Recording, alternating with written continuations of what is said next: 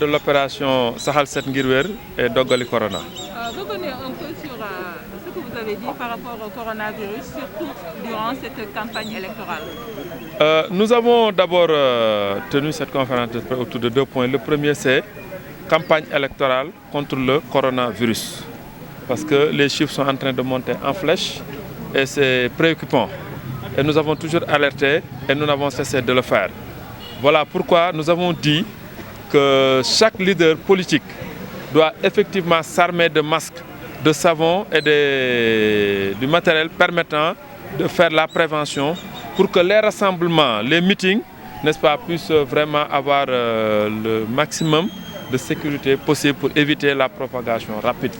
Voilà pourquoi nous les interpellons pour qu'ils puissent effectivement, lors des rassemblements, que les préfets puissent les enjoindre de véritablement trouver comme ils trouvent des t-shirts, ils donnent des per diem pour les gens qui se déplacent, qu'ils puissent trouver assez de masques et assez de gel pour effectivement donc participer au Sahal 7 qui pourrait effectivement donc nous éviter au lendemain du 23 janvier d'avoir une flambée qui pourrait engendrer un drame social. Le deuxième point, pourquoi vous avez porté votre choix sur Yankoba Diattara? Le deuxième point, c'est d'abord le devoir de vérité. Nous sommes l'initiateur, c'est notre récépissé qui a permis la constitution de cette coalition And Siggil Thiès. Nous sommes le mandataire, n'est-ce pas, qui a déposé la caution et qui a fait l'essentiel. Nous sommes le leader qui a eu la première responsabilité avec la cellule de communication. Nous avons fait tout ce qu'il fallait faire. Nous avons donné les éléments de langage, la clé de la rupture à la place de la clé de changement. Donc à l'appel du devoir, la négation n'a pas sa place. Donc nous avons beaucoup fait dans cette coalition. Mais nous nous sommes rendus compte que le président Ablaye Dièye, un bon manager, peut-être réputé être un Richard, quelqu'un qui a beaucoup d'argent, pense que effectivement l'entreprise politique, n'est-ce pas, donc peut lui réussir facilement. Nous avons vu dans sa façon de faire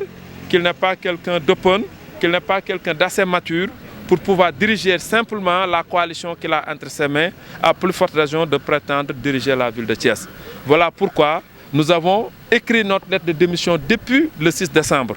Il n'a pas eu, en tant que, s'il était un très bon leader, il aurait pu faire les démarches pour effectivement donc comprendre ce qu'il y a à changer et continuer pour aller vers le succès. Malheureusement, il a démontré chaque jour qui passe qu'il n'est pas à la hauteur. Si son frère de même père et de même mère se permet d'écrire une contribution pour me taxer de traître et de crétin et bien d'autres termes, nous pensons qu'ils sont dans une logique de combat. Et quand d'autres sont encore téléguidés pour m'insulter après 36 ans de combat porté depuis l'école primaire jusqu'à l'université, jusqu'à ce jour, nous pensons qu'ils ne connaissent pas. Voilà pourquoi nous nous sommes fait le devoir. Et aujourd'hui, vous vous êtes rendu compte, on n'a pas écrit, on a parlé directement. Et vous l'avez vu, on n'a pas tâtonné, on n'a pas bégayé comme Ablaye le fait. Parce que nous disons vrai. Voilà pourquoi donc, nous avons vu que l'intérêt supérieur de Thiès, c'est de miser sur le ministre Yankoba Diattara pour qu'il puisse effectivement donc être porté à la tête de la grande mairie de Thiès au soir du 23 janvier 2022 afin que Thiès puisse effectivement jouer son rôle de ville moteur, n'est-ce pas, donc dans le développement du Sénégal. Maintenant, xam nga nee nañu saaga ak wax ju ñaaw dëkkul fa mu jëm fa mu jóge la dëkk. Gis ngeen nit bu ngeen di ànd salaamaaleykum mu la noonu man damaa ragal trahison xamal ne moo lay trahir. Ku la njëkk a utiliser le mot trahison xamal ne foo ko koj rek fa lay mujj man xaw ma trahison ñoom ñi koy utiliser xam nañ ko ñoom ñuy utiliser ay traître xam nañu lan mooy traître ndax yow mi ko xam ba xam ko yow yaa ko mën a utiliser mais man xaw ma ko bokkul ci samay langage bokkul ci samay loolu. Et defe naa ne mën a wax ak mën a porter un discours taxaw di wax devant des plus de 10 000 étudiants di wax pendant des heures bu may wax kenn du sëqat ñëpp di tàccu. loolu nag yàlla may na ma ko ndamuma mais circonstance la ñu wax ma ne dafoo fi daraak saaga ma ne opportuniste la dama ñëwoon Diattara ba Diattara fu mu mën a yónni ba tey jii nii le ministre Yankoba Diattara du jaar ci sama tur mag ji la may wax. L'honorable député Abdou Mbow mag ji la may wax ñi ma tombel génération yépp te ñu xamata topp ci ginnaaw du kenn du ci jaar sama tur mag ji lañ may wax. C'est pas parce que dama leen mag ci ay at mais yàllaa def nag ma teel a ma gën leen a yow. Latir Ndiaye c'est le meilleur de sa génération dans le mouvement élève mais toute génération confondue dans ce pays-là étudiant je suis le meilleur dirigeant parce que 4 mandats laa am kenn ci ñoom amagul ñi ci tane après man ils ont eu 2 mandats loolu du c'est passé jàll na loolu mooy sama mérite loolu mooy li ma liggéey te loolu dañul ba tey jii nii ñi ngi may soxla ma di ci def li ma ci war a def di ci wax li ma ci war a def donc maa ngi ñaan yàlla nag j'ai pris la décision le 6 janvier lors de l'investiture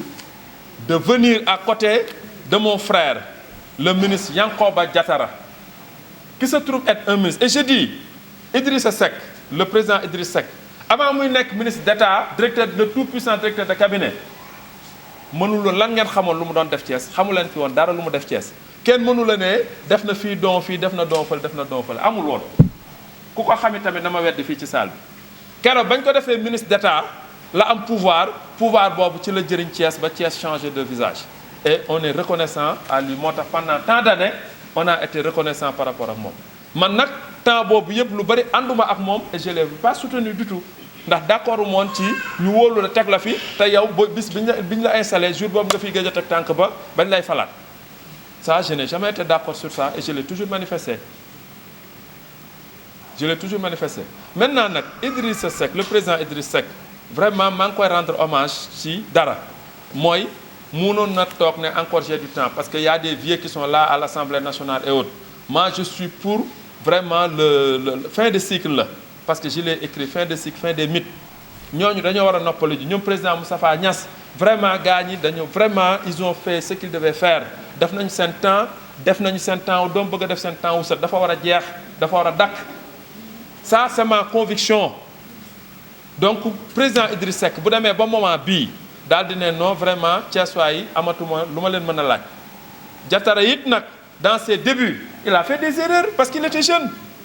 et il n'avait pas tous les pouvoirs ndax dañ laa dégg am na loo dul sañ a def donc am na ay erreurs yu mu def moi j'étais pas intéressé par la gestion diw sàcc na suuf ak yooyu ça ne m'a jamais intéressé ndax lijjantiwuma problème mu suuf man mais bu ñu demee ba après malgré tout et avec tout ce qu'il a dû endurer vraiment le président Idriss Seck mosu koo bàyyi kon xam na ban njëriñ la ko Diattara amel Diattara a toujours été fidèle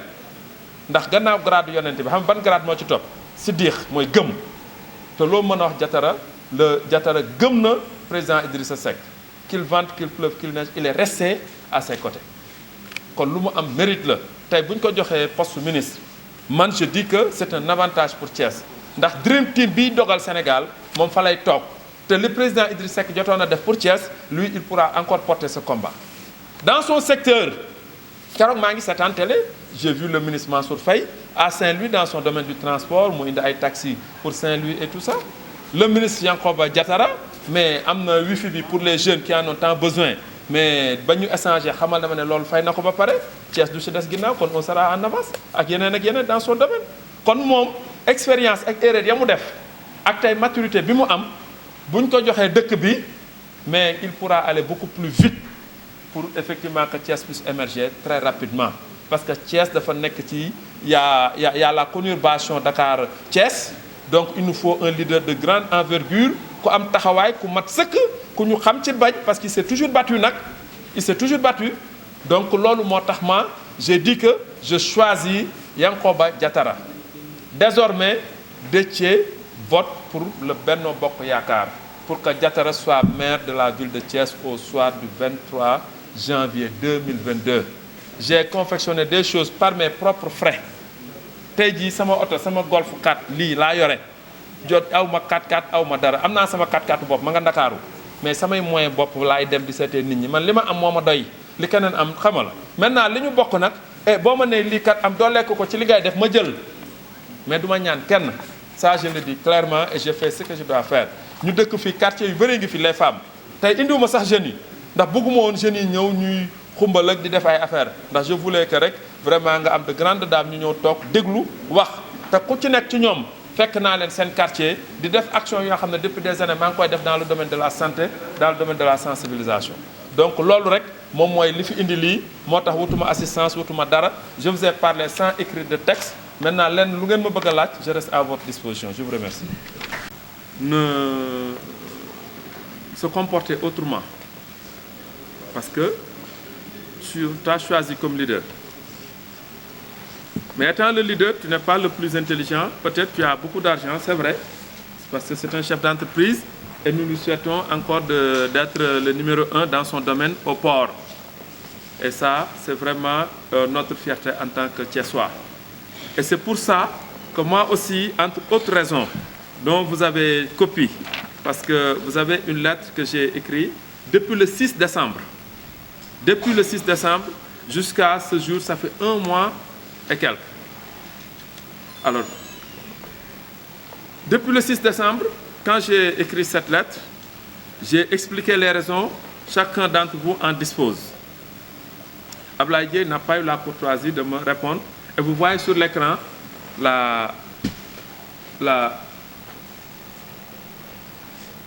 excusez-moi.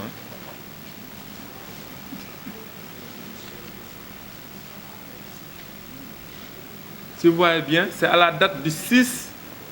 décembre 2021 que je lui ai adressé ma lettre de démission. Et ceci est précédé par tellement de